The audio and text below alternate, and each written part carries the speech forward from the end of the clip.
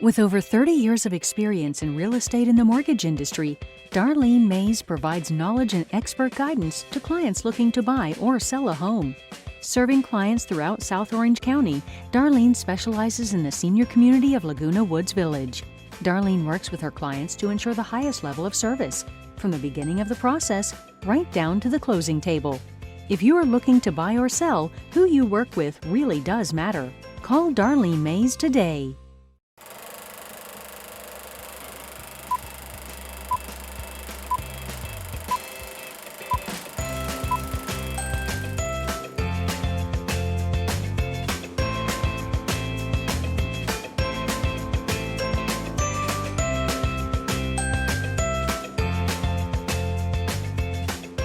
Welcome to Beyond the Red Carpet. It is my pleasure to bring back Burt Kearns, who has written a new book called Shemp. Hope you can see it.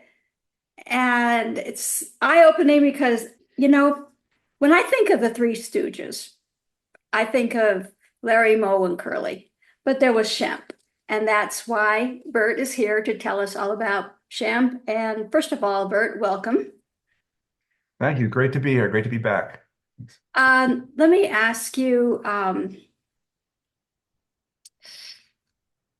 why did you decide, first of all, to write this book about this?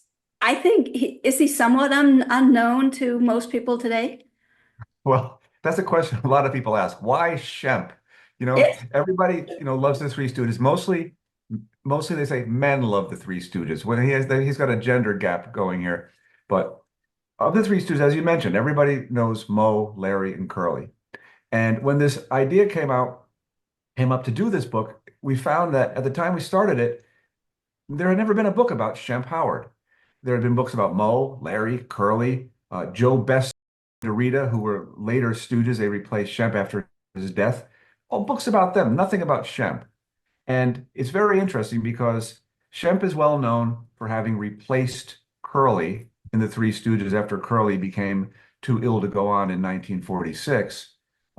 In reality, Shemp was actually the first Stooge. Shemp, Moe, and Curly were brothers. Shemp was the oldest brother. Moe was 2 years younger than Shemp, and Curly was the baby brother. He was 8 years younger than Shemp was.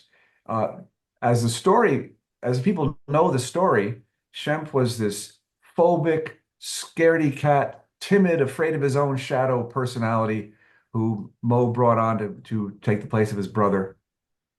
When I began the research of the book, I found that most everything people knew about Shemp Howard wasn't true.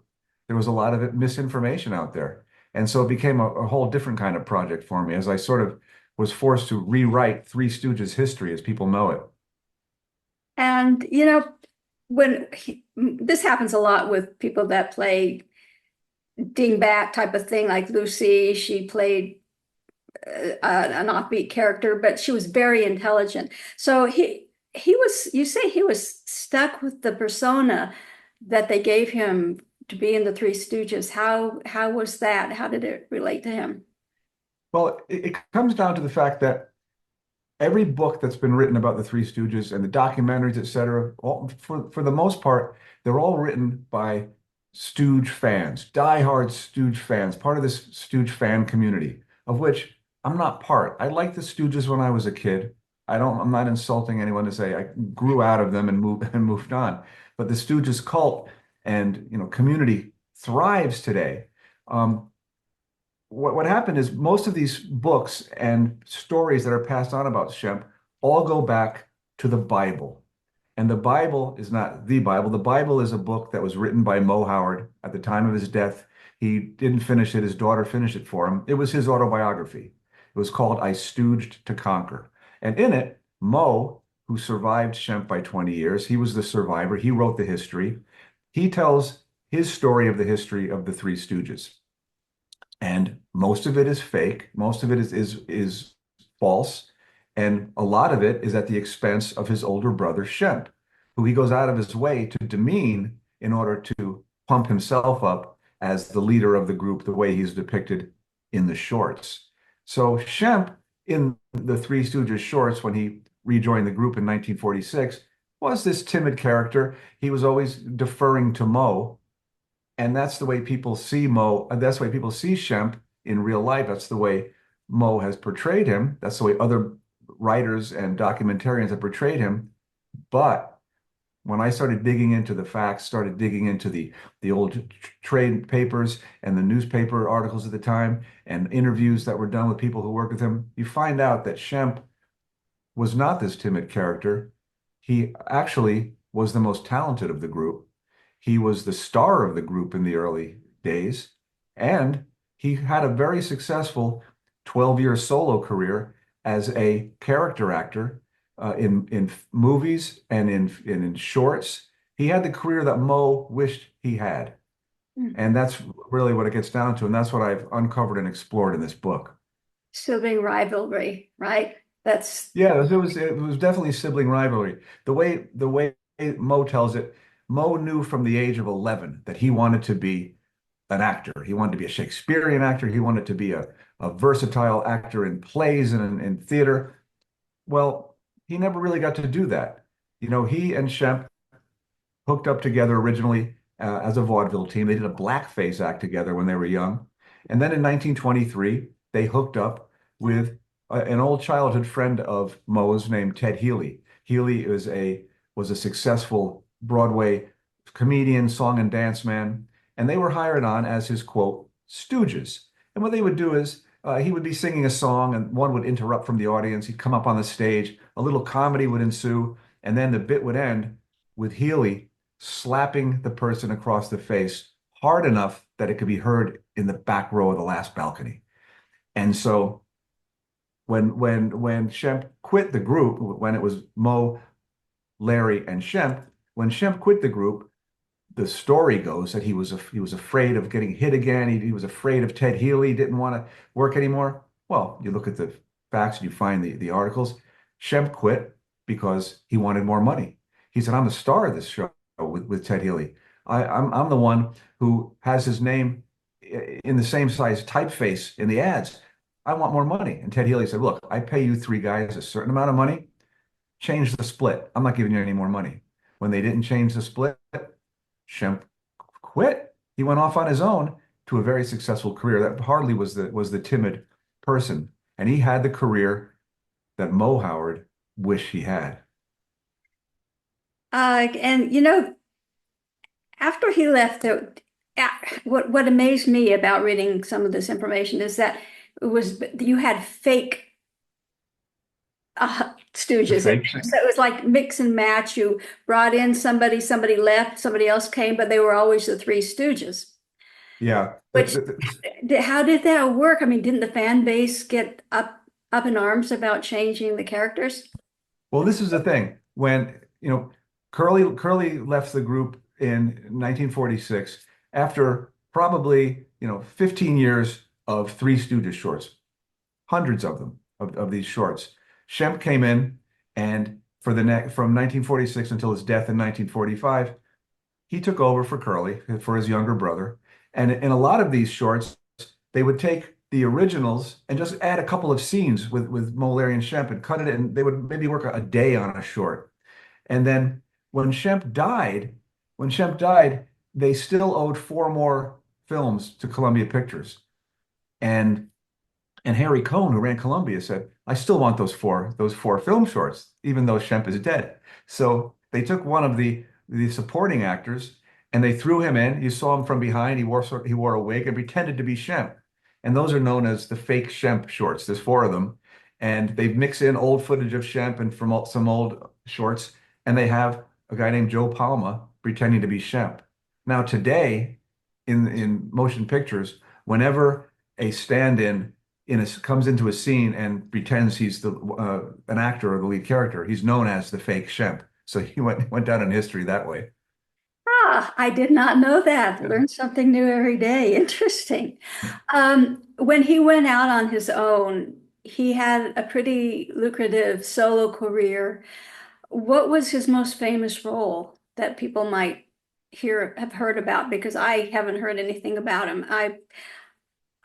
I I'm not a Stooges fan. I'm not a Marx Brothers fan. I'm not any of those from the old days, the stand-ups and all that. But what can you attribute to him in his solo career? Well, this is the surprise with Shemp Howard. He was this comic actor who could be fit in maybe one scene in a film that stands out, a little comic relief, but fits in, or as a character throughout. He appeared in films with he appeared in the film called Pittsburgh with John Wayne, Randolph Scott, and Marlena Dietrich. He's probably most famous for The Bank Dick, hailed as one of W.C. Fields' greatest films. He was in The Bank Dick with W.C. Fields. He was in 5 Abbott and Costello pictures. He made 2 films with the Bowery Boys. He was in one of the Thin Man movies with William Powell and Myrna Loy. He does a great role in a film called Murder Over New York, which was a Charlie Chan mystery. He stars in a Charlie Chan film. Uh, Throughout, from about 1933, when he first started appearing in shorts, his very first one he appeared in was with Jack Haley, who later played the Tin Man in The Wizard of Oz.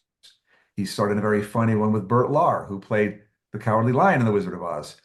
He appeared in one with James Stewart in James Stewart's first role. He performed in Fatty Arbuckle's final film. He did a film with Fatty Arbuckle. They closed for the day. Arbuckle went home to his hotel and died. So that was the very last Fatty Arbuckle film. So a lot of historic pictures he did. I don't know if you remember, this was all before our time, the Blondie movies of the 1940s. He starred in the Blondie movies, and he starred in his own. So he had a very good career going as a solo character actor when his younger brother got sick and he rejoined the Stooges for the sake of his family. He did it to keep his brother Moe working, to keep that act alive. And when he joined it, he said, "This is only temporary. When Curly gets better, I'll be gone." Well, Curly never got better. And then Shemp died early as well. He died at 60, partially because of his work with the Three Stooges. So he actually came back to the Stooges to help his brother Moe, who ended up basically stabbing him in the back after he died. Am I Yes. correct here? Sorry, Stooge fans, but yes, that's what I have concluded. I mean, put it this way. Mo Howard writes a book about his family and his early years. They had 2 older brothers who weren't in the show business. And he writes in the book, this is like the first chapter of the book. My older brothers, they were great at school. They were terrific. They were great. Shemp was an idiot, barely got through school. He was terrible. He was this crybaby. And in 1918, Shemp is inducted into the U.S. Army during World War I. He joins during what was known as the replacement draft. Shortly after he is inducted, he's at boot camp in North Carolina, and they sign the armistice. They sign the treaty. The war ends. They send people home. Moe writes in his book that Shemp was sent home, discharged because he was a bedwetter. Now, who would say that about their late older brother? Well, I found the discharge papers. I have a picture of it in the book, and no, there was no medical discharge. It was honorably discharged of the rank of private, because the war was over. And so it's these sort of things that Moe did deliberately to make his brother look like, a lesser person, a phobic. The big thing was that he was this scaredy cat, afraid of dogs. He owned 2 dogs. Afraid of water. He used to fish on the Santa Monica Pier all the time.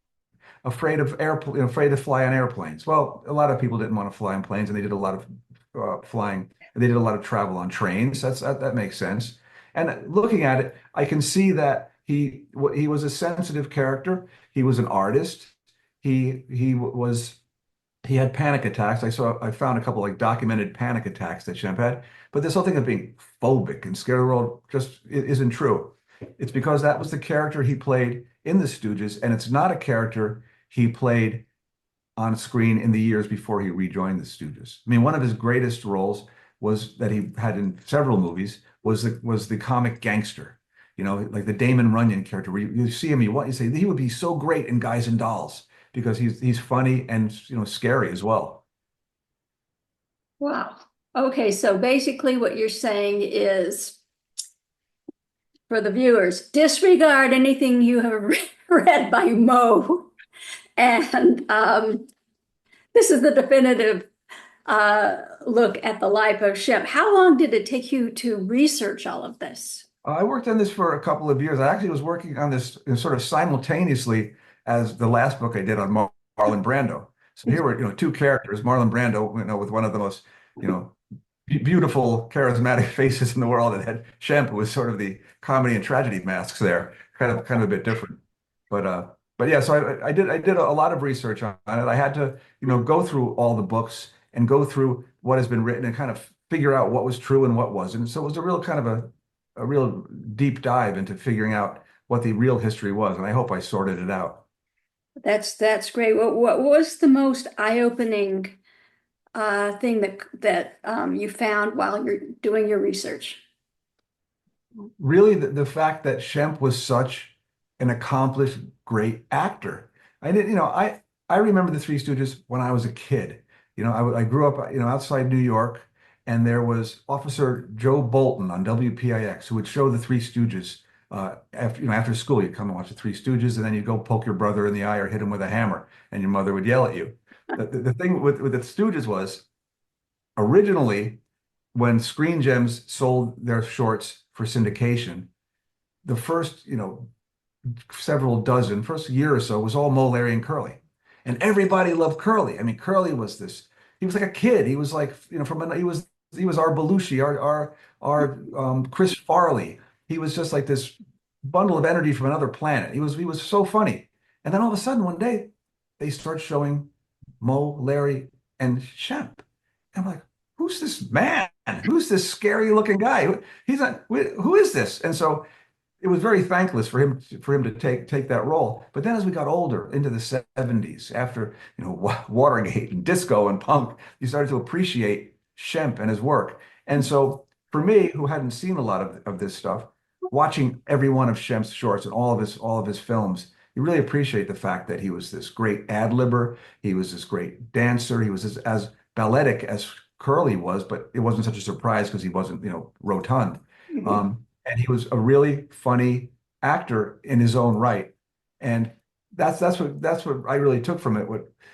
What he gave up by joining the Stooges. I mean, you look at it was in the 50s, right about the time when shows like Car 54, Where Are You was starting, and Sergeant Bilko with those actors with those faces, those Nat Hiken characters with those faces that Shemp had, and the other things he could have done, but he gave that up to work, for the Stooges, work with his brother again, kept his brother working.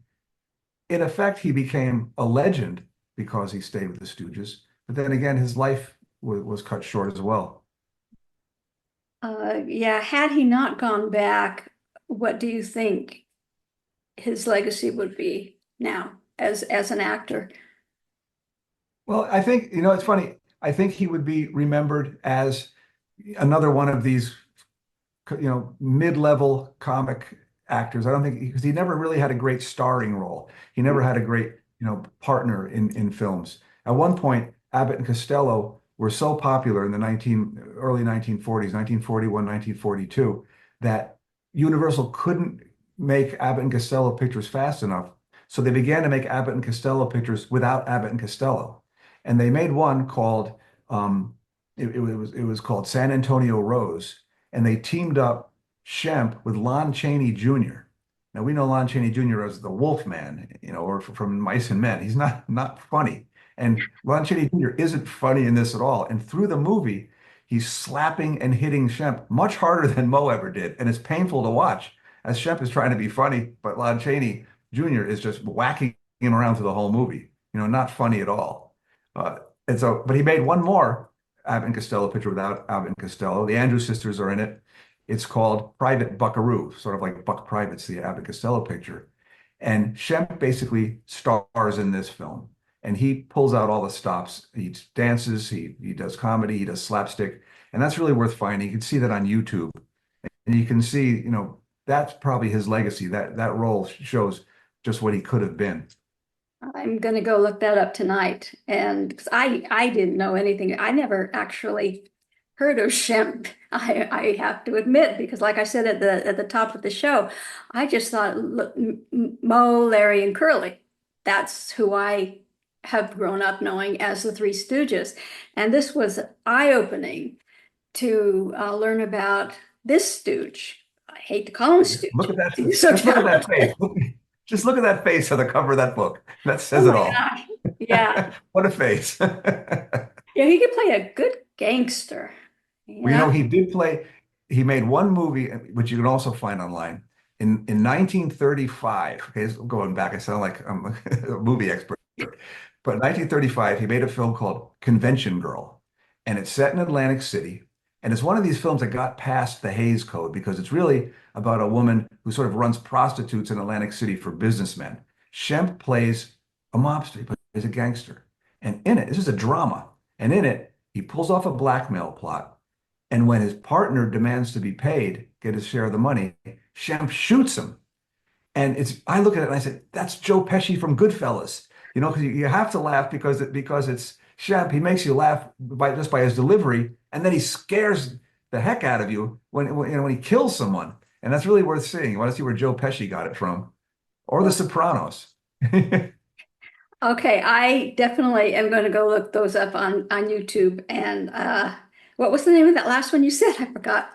Convention Girl. Convention Girl, right? Convention Girl. Yeah, there's a I picture want of there's a picture of it in the book. Yeah.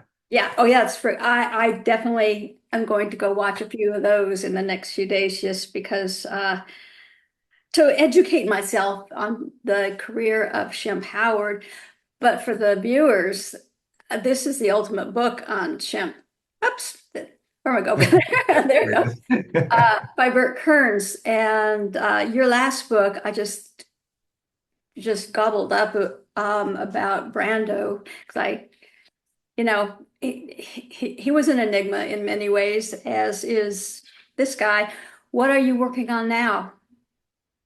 Well, right now I'm actually working on a documentary for someone about a 1970s Harlem drug dealer, which is a bit different. Oh, As I'm trying to find that next Hollywood book to do. There's a lot of people that I'd love to do work on or love to investigate. That as my agent keeps reminding me, you've got to do a book on someone that people have heard of, and someone that people know. Well, there are a lot of them I can think of right now, but we'll get into that later. But yeah, that your writing is fabulous. Like I said, I gobbled up the Brando book so quickly, and this has got so much about this guy whom, like I said, it was not on my radar at all. He was not there at all. That's But great. definitely going to go look on YouTube for some of his old movies. And the Stooges, they couldn't get away with what they did back then in today's world, could they? No, but then again, they have this incredible fan base. You know, there's Three Stooges conventions, there's Three Stooges festivals. You go online, there's Three Stooges channels. I think the company that licenses them now has a new YouTube channel, which is just Three Stooges clips, every Three Stooges clip you ever wanted to see. There is a fan base. It's one of these, type of acts that's so basic and so elemental and just so, stupidly funny that it just transcends time. It just goes on and on. Yeah. Leonard Maltin, the film historian who I talked to, quotes in the book, he said, it says something about our culture today that the Marx Brothers are sort of passé, but the Three Stooges, everybody loves the Stooges today. So that says a little bit. You're going to have to go to the Stooges conventions with your book. That would be cool. The Mo fans might chase me out, but we'll see. Well, he deserves it after that. Well, thank you. My thanks to Burt Kearns for joining us again today with his new book, Shemp, and it just published just now. So it's on the just published shelves, or you can get it online, obviously. And for the viewers, I will see you next time. Thanks for watching.